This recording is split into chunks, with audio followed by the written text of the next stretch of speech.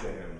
Tell him his pranks have been too broad to bear with, and that your grace hath screened and stood between much heat, and him I'll silence me, even here. Pray you be round with him. Mother! Mother! Mother! I'll warn you, fear me not. Withdraw, I hear him coming.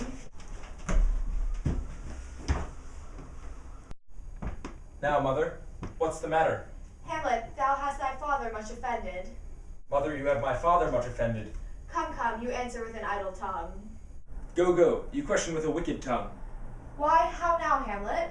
What's the matter now? Have you forgot me? No, by the rood, not so. You are the queen, your husband's brother's wife, and would it were not so, you are my mother. Nay, then I'll set those to you that can speak. What wilt thou do? Thou wilt not murder me. Help, help, help! What ho? Help! Help! What you say? That you only meant well, well, 'cause you did. What you say? That it's all for the best, 'cause it is. What you say? Oh, I'm slain. Oh me, what hast thou done? Nay, I know not. Is it the king? Oh, what a brash and bloody deed this is. A bloody deed. Almost as bad, good mother, as kill a king and marry with his brother? As kill a king? Aye, lady, 'twas my word. Thou wretched, rash, intruding fool, farewell. I took for thy better. Take thy fortune. Thou find'st it to be too busy as some danger. Leave wringing of your hands. Peace! Sit you down, and let me wring your heart. For so I shall, if it be made of penetrable stuff, if damned custom have not brazed it so, that it be proof and bulwark against sense. What have I done, that thou dost wag thy tongue in noise so rude against me? Such an act, that blurs the grace and blush of modesty, calls virtue hypocrite, takes off the rose from fair forehead of an innocent love, and sets blister there. Makes vows as false as dicers' oaths. Oh, such a deed as from the body of contraction plucks the very soul, and sweet religion makes a rhapsody of words.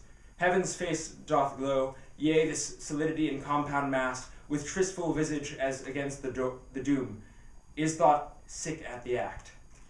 Ay me, what act that roars so loud and thunders in the index? Look here, upon this picture, and on this, the counterfeit presentment of two brothers. See what grace was seated on this brow, Hyperion's curls, the front of Jove himself, an eye like Mars to threaten and command, a station like the herald Mercury, new lighted on heaven-kissing hill, a combination and a form indeed. Where every god did seem to set his seal, to give the world assurance of a man. This was your husband. Look you now what follows. Here is your husband, like a mildewed ear, blasting his wholesome brother. Have you eyes? Could you on this fair mountain leave to feed and batten on this moor? Ha! Have you eyes? You cannot call it love, for at your age, the heyday in the blood is tame, it's humble, and waits upon the judgment. And what judgment would step from this to this? Sense sure you have, else could not you have the motion. But sure that sense is apoplexed, for madness would not err. Nor sense to ecstasy was never so thralled, but it reserved some quantity of choice, to serve in such a difference. What devil was it that hath cozened you at hoodman blind? Eyes without feeling, feeling without sight, ears without hands or eyes, smelling sans all, or but a sickly part of one true sense, could not so mope. O shame, where is thy blush? Rebellious hell, if thou cannot muten in a matron's bones to flaming youth, let virtue be as wax, and melt her in her own fire. Proclaim no shame when the compulsive ardor gives the charge, since frost itself actively doth burn, and reason panders will.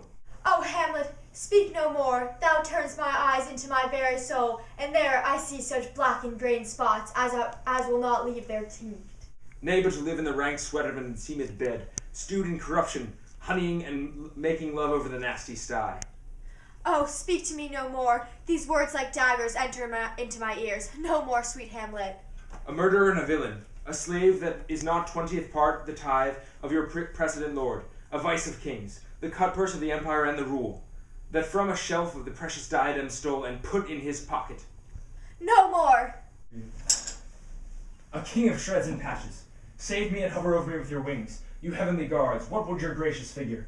Alas, he's mad. Do you not come to your tardy son, to chide? that lapsed in time and passion, let's go up by the important acting of your dread command. Oh, say! Do not forget, this visitation is but to whet thy almost blunted purpose. But look, amazement on thy mother sits. Oh, step between her and her fighting soul, conceit and weakest body's strongest works. Speak to her, Hamlet. How is it with you, lady? Alas, how is it with you that you do bend your eye on vacancy, and with the incorporeal air do hold discourse forth at your eyes, your spirits widely peep. And as the sleeping soldiers in the alarm, your bedded hair, like life and excrements, start up and stand on end.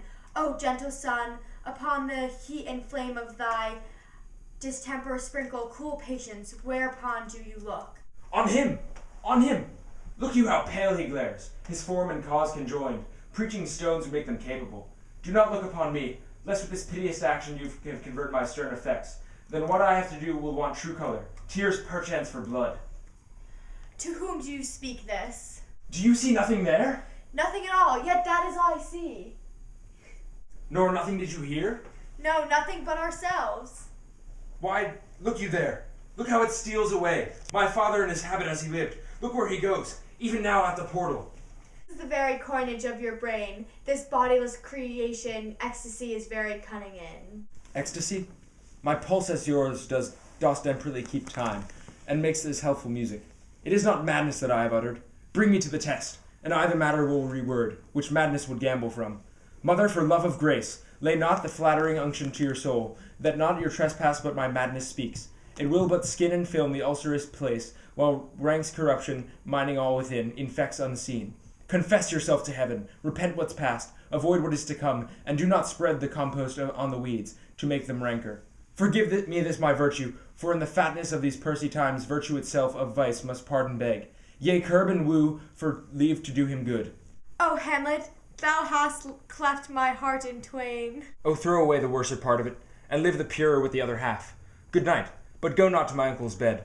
Assume a virtue if you have not. The monster custom, who all sense doth eat, of habit's devil is angel yet in this, that to the use of actions fair and good he likewise gives a frock or livery, that aptly puts it that is put on. Refrain tonight, and that shall lend the kind of easiness to the next abstinence, the next more easy, for a use almost can change the stamp of nature, and either the devil or throw him out with wondrous potency. One more good night, and when you are desirous to be blessed, I'll blessing beg of you. For the same Lord I do repent, but heaven hath pleased it so, to punish me with this, and this with me, that I must there scourge and minister, I will bestow him, and I will answer well the death I gave him. So again, good night. I must be cruel only to be kind. Thus bads begin, and worse remains behind. One word more, good lady. What shall I do? Not this by no means I bid you do. Let the blowed king tempt you again to bed. Pinch wanton on your cheek, call you his mouse, and let him for a pair of reachy kisses, or paddling in your neck with his damned fingers. Make you ravel all this matter out, that I essentially am not in madness, but mad in craft. 'Twere good you let him know, for who that's but a queen, fair, sober, wise, would from a bat, a gib, such a dear concerning hide. Who would do so? No, in despite of sense and secrecy, unpeg the basket on the house's top, let the birds fly, and the famous ape, to try and conclusion in the basket creep, and break your own neck down. Be thou assured, if words be made of breath, and breath of life, I have no life to breathe, what thou hast said to me. I must to England. You know that. Alack, I forgot. 'Tis so concluded on. There's letters sealed, and my 2 schoolfellows, whom I will trust as I will adders fanged. They bear the mandate. They must sweep my way and marshal me to knavery. Let it work, for 'tis the sport to have the engineer hoist with his own peter, and it shall go hard. But I will delve you 1 yard below the mines, and blow them at the moon. Oh, 'tis most sweet when 1 and 2 crafts directly meet. This man shall set one packing. I'll lug the guts into the neighbor room. Mother, good night. Indeed, this counselor is now most still, most secret, and most grave, who was in life a foolish prating knave. Come, sir, draw to an end with you. Good night, mother.